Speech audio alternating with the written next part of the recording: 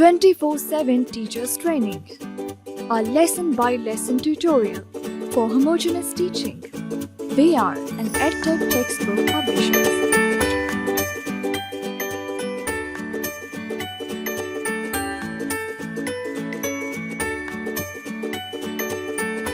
बिस्मिल्लाहिर्रहमानिर्रहीम।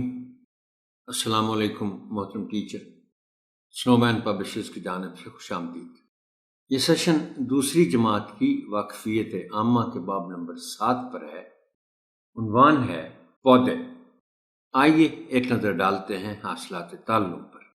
इस बाब के इख्तिताम पर तलबा इस काबिल हो जाएंगे कि पौधे के मुख्तलिफ हिस्सों की शिनाख्त और उनके अफ़आल बता सकें, यानी जड़, तना, पत्ता और फूल। पत्तों की मुख्तलिफ अशकाल की शिनाख्त कर सकें, उन जड़ों की शिनाख्त कर सकें जो लोग खाते हैं, अपने इर्द गिर्द मौजूद फूलदार और गैर फूलदार पौधों के नाम बता सकें, शिनाख्त कर सकें कि किस फल में बीज होता है, पहचान सकें कि कुछ पौधे बीज से, कुछ जड़ और कुछ तने से उगते हैं, शिनाख्त कर सकें कि मिट्टी, पानी, हवा और रोशनी पौधे की नश्व नुमा के लिए ज़रूरी है। मौसमियाती तब्दीली में पौधों की अहमियत वाज़ेह कर सकें। बच्चों को बाप की उन्वान तक ले जाने के लिए और उनकी किताबें खुलवाने से पहले आप एक मौजू तमहीद उठाएंगे, बाप के उन्वान का ऐलान करेंगे और फिर किताबें खुलवाएंगे। तमहीद उठाने के लिए दर्जे झैल निकात पेश हैं, ताहम ये हर्फ आखिर नहीं है। बेहतर से बेहतर तमहीद के लिए आपकी फिक्री जुस्तजू जारी रहनी चाहिए। बच्चों से पूछें कि जानदार किसे कहते हैं।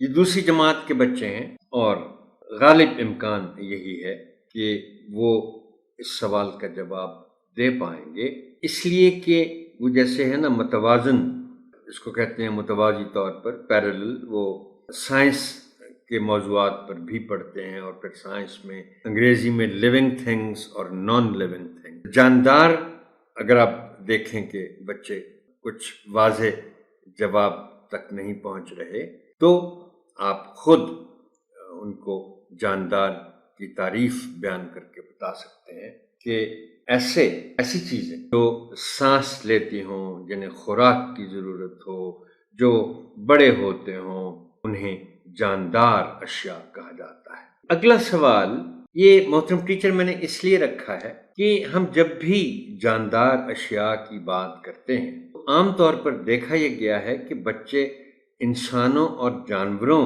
का नाम तो फौरन ले देते हैं, इसलिए कि उनके जहन में ये होता है कि पौधे शायद जानदार अशिया में शामिल नहीं। तो आप ये सवाल पूछेंगे कि इंसानों और जानवरों के अलावा जानदार कौन है, और फिर जाहिर है इस जवाब तक पहुंचेंगे कि पौधे जानदार हैं। बच्चों को बताएं कि उनके अगले बाब का उन्वान है पौधे, प्लांट्स। अब बच्चों को इस बाब के दर्जे झैल मशमूलात से आगाह करें। उन्हें बताएं कि बच्चों इस बाब में वो पढ़ेंगे पौधों की अहमियत के बारे में, पौधे के हिस्से और अफ़आल क्या हैं, पत्ते की अशकाल क्या हैं, खाई जाने वाली जड़ें कौन सी हैं, फूलदार और गैर फूलदार पौधे क्या क्या हैं, फल क्या हैं, और पौधों की नश्व नमा कैसे होती है।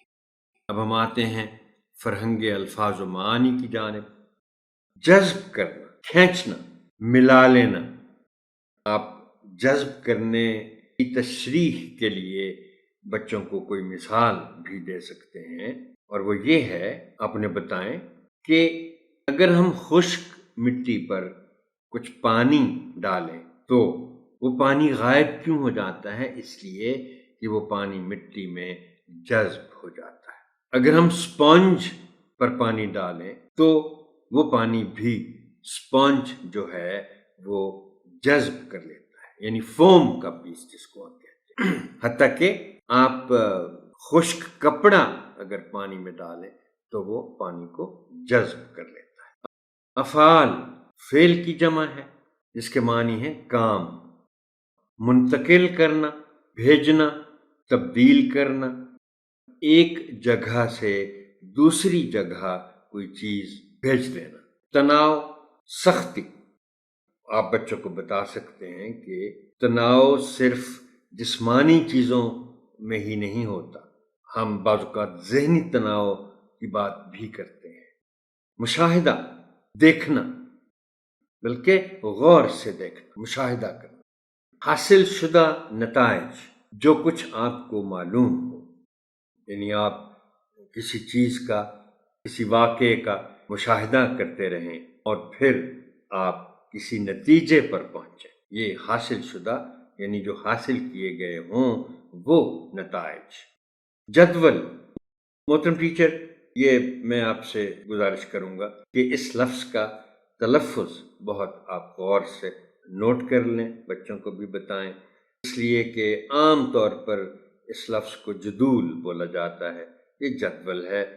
اس کے معنی ہیں کوئی فہرست جو کالموں میں لکھی جائے، اس کو ٹیبل کہتے ہیں۔ کوئی ڈیٹیلز، کوئی 2-3 کالم بنے ہوئے ہوں، نمبر وار کو چیزیں لکھی جائیں تو اس کو ٹیبل کہتے ہیں، جدول کو۔ اشکال شکل کی جمع یعنی شکلیں۔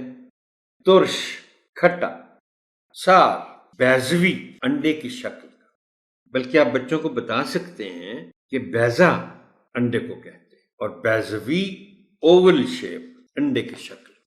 شکر کندی، اس کو مطلب یہ آلو کی قسم کا، مگر آلو تو تھوڑا گول سا ہوتا ہے، شکر کندی لمبی ہوتی ہے، گاجر کی شکل کی سمجھ لیں آپ، یہ بچوں کو آپ بتائیں۔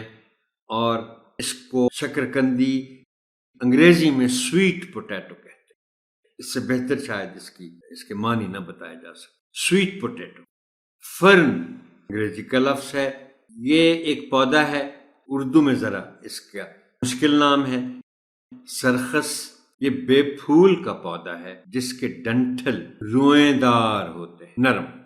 کونیفر، یہ سنوبر کی قسم کا کوئی سدا بہار درخت ہے، ہمیشہ اس پہ پھل آتے رہتے ہیں، جو بھی اس کا ہے۔ آب و ہوا، کسی ملک یا جگہ کے سالانہ اوسط موسمی حالات۔ بچے انگریزی میں یا سائنس پڑھتے ہوئے یا جنرل نالج پڑھتے ہوئے وہ کلائمیٹ انگلش میں اور ویدر سے واقف ہوتے ہیں، تو آپ انہیں بتا سکتے ہیں کہ آب و ہوا جو سارا سال جو موسم رہتا ہے اس کو کہتے ہیں۔ موسم جلدی چینج ہوتا ہے، آب و ہوا جلدی چینج نہیں ہوتی۔ متوازن، مناسب اور ضروری، بیلنسڈ جس کو کہتے ہیں۔ اب ہم آتے ہیں متن سے متعلق تشریحات کی جانب۔ پہلا ہے پودوں کی جڑوں کی اہمیت۔ اچھا دیکھیے محترم ٹیچر، ایک تو آپ اس نقطے کی وضاحت بھی کریں گے بچوں کے سامنے، لیکن پودوں کی جڑوں کی تشریح 2 حوالوں سے ہو سکتی ہے۔ ایک تو یہ سامنے آپ کے جو لکھا آ رہا ہے اسکرین پر کہ پودوں کی جڑیں اس لیے اہم ہیں کہ سے زمین کو جڑوں سے جوڑے رکھتی ہے، ورنہ زمین کی مٹی تیز بارش میں بہہ بھی سکتی ہے۔ یعنی زمین جڑوں کو جوڑے رکھتی ہے، جڑیں زمین کو جوڑے رکھتی ہیں اور وہ پھر مٹی بہتی نہیں۔ دوسرا حوالہ جو میں نے آپ سے بھی گزارش کی کہ آپ بچوں کو بتائیں گے پودوں کی جڑوں کے بارے میں، اور یہ متن میں بھی لکھا ہے کہ ہم کچھ پودوں کی جڑیں کھاتے ہیں۔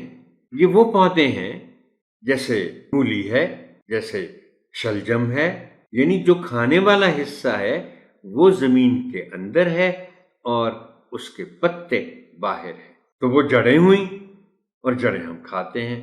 پودوں کی اہمیت، بہت مختلف پہلو ہیں پودوں کی۔ اب یہ تفصیلاً بیان کرنا تو اس وقت مشکل ہے، مگر آپ بچوں کو جو نکات خاص طور پر بتا سکتے ہیں وہ یہ ہیں کہ آب و ہوا کو بہتر کرتے ہیں، اور یہ بھی آپ ساتھ بتا دیں بچوں کو کہ پودوں سے مراد صرف چھوٹے پودے نہیں ہوتے، کیونکہ عام طور پر جب ہم پودوں کا لفظ بولتے ہیں تو ذہن میں یہی آتا ہے کہ یہ چھوٹے چھوٹے ہیں، پودوں میں درخت بھی شامل، درخت بھی ایک لحاظ سے پودے ہیں۔